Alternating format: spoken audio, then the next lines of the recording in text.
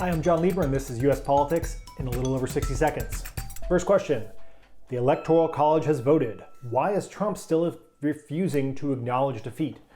Well, the president has a long history of criticizing people who lose elections as losers who, quote, choked like a dog. And I don't think the president wants to admit to himself that he is a loser who choked like a dog.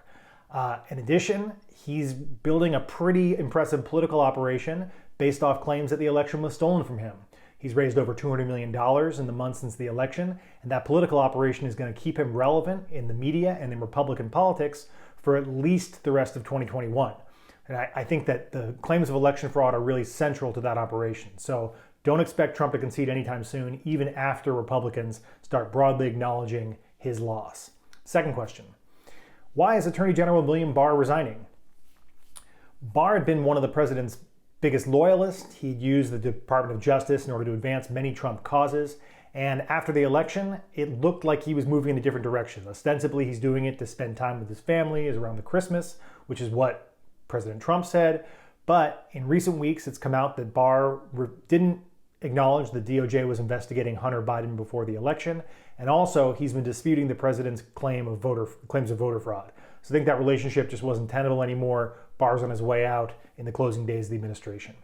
Third question. How will the U.S. respond to recent Russian cyber attacks? Well, first, the U.S. has to be sure beyond a shadow of a doubt that the perpetrators of these attacks were Russian. It's possible that there's some false attribution, although it looks very likely these things were carried out by the Russian government. Second, the U.S. is likely to respond with sanctions targeted at the people who did the deed, unless it turns out that this was more than just an intelligence gathering operation and in fact targeted U.S. critical infrastructure or was an attempt to damage some U.S. companies or the government. In that case, you may see something much, much broader than sanctions, up into and including cyber attacks back on the Russians to make sure that they pay a price for having done this. Third, a lot of this may not happen until the Biden administration. With the transition of government happening now and going till January 20th, the Biden people may want to reset their approach to Russia altogether, and you may see a much more aggressive response to Russia that goes beyond targeted sanctions starting in the new year. Thanks for watching. This has been US Politics in a little over 60 seconds.